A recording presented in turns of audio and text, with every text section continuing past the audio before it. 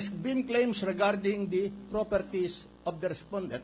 There has been an allegation that even the Chief Justice is willing to donate the properties to the victims in Cagayan de Oro, and therefore in the highest demand of public interest, in order to settle this issue, we want that we be allowed to present evidence insofar as Article 2 is concerned.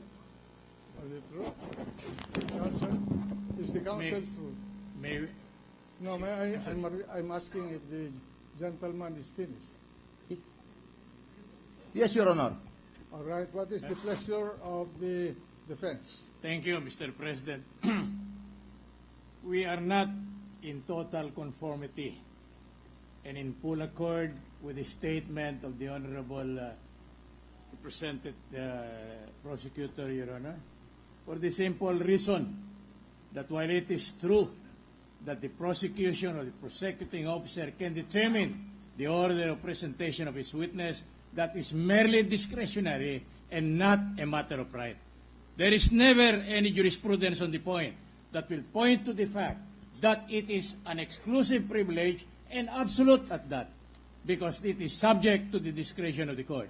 Now, we are wondering why there will be an alteration in the manner of presentation of evidence, Your Honor. We were served with a copy of the impeachment complaint. There are 8 grounds therein stated.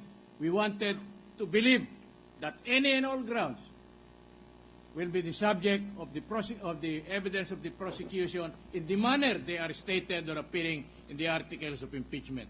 Why the deviation? Now, there is an allegation to the effect that there is a demand, public opinion, and so on, a newspaper. It is very clear, Your Honor, that in this kind of proceedings, we are totally disregarding public opinion. We are totally disregarding what the press states, Your Honor.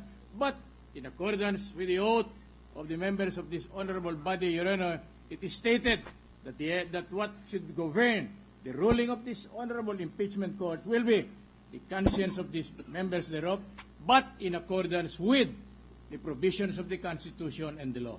Now, if we subscribe or allow the introduction of this kind of evidence, then this impeachment court will be at the mercy of the prosecution, Your Honor, which can never be the philosophy nor the reason behind the requirement of procedure insofar as trial is concerned.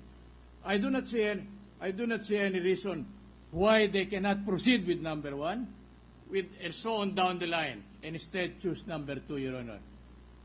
First, if there are witnesses right now, Your Honor, may we place on record that we have never yet been identified with the identity of this witness.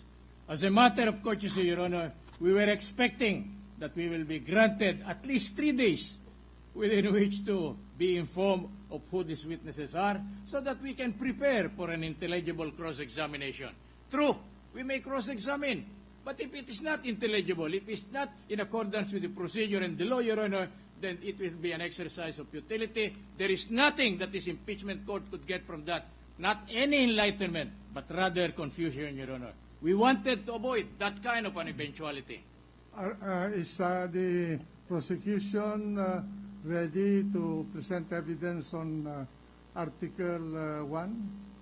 Well, we are not ready, Your Honor. You but are may not I just ready. make a rejoin there, Your Honor. We are ready for Article 2.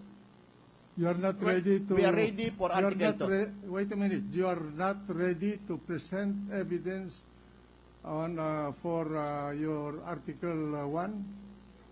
We prepared for Article 2, Your Honor. And may I just make a brief rejoinder to the statements of the counsel for the defense. You have 2 minutes. Yes, Your Honor. Firstly, we do not want public opinion to be the issue insofar as SALN is concerned. As a matter of fact, no evidence has been presented, and yet there has been press releases regarding the ownership of this property. It is for the best interest of the parties, especially the impeachment court, if we settle the issue pertaining to the evidence regarding the SALN and ill-gotten wealth. Counsel for the defense also stated that we did not give them the opportunity to identify our witnesses. we have to state, Your Honor, that there has been no pre-trial insofar as this case is concerned. Moreover, Your Honor, the defense has submitted so many pleadings, objections to the subpoena, things like that. If they really want that they should be notified or be informed of the witnesses, they could have filed the appropriate motion insofar as this request is concerned. Is the gentleman true? Yes, Your Honor. Just for the record, then if you consider Article 2 as the most important part of your articles of impeachment, why did you not make it as your number one article?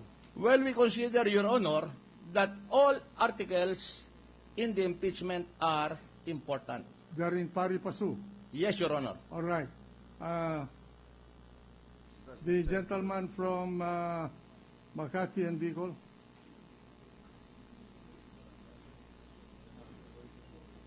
Thank you, Mr. President. I don't think we can limit the presentation of the articles on the part of the prosecution. I have once been a prosecutor. And sometimes we have witnesses, sometimes we don't have. So we arrange it. And that is what happened in the Estrada impeachment. But to solve this problem, may we request the prosecution to now or rearrange the presentation of the prosecution's evidence, and that would help everyone, so that we would know also on the part of the Senate, we will know what to study beforehand. So if you can rearrange it, I think it will be for the good of all. For orderly proceeding, I think the suggestion of the gentleman from Makati and Bicol is well taken. And if I may request the prosecution to rearrange the order of your articles of impeachment in such a manner that the defense is forewarned, so that we can also help the staff of the impeachment court to prepare for the succeeding hearings.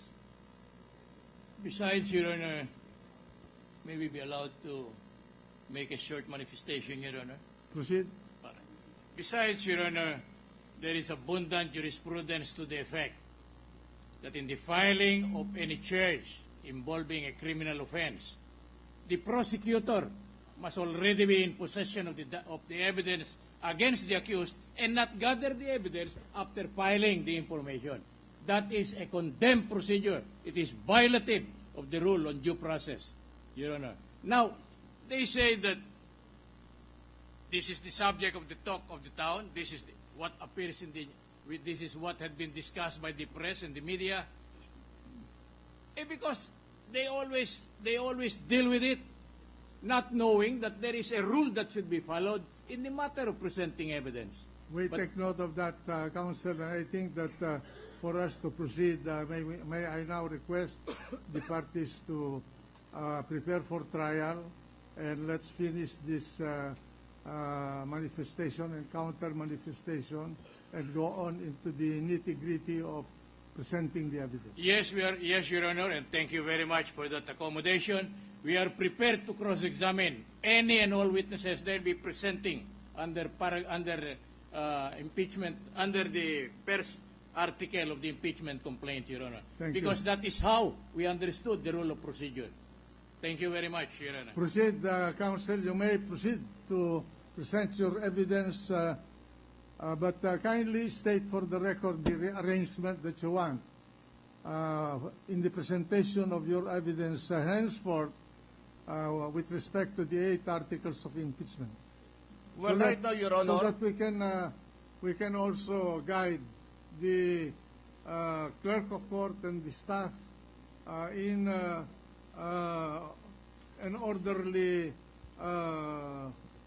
recording of the proceedings.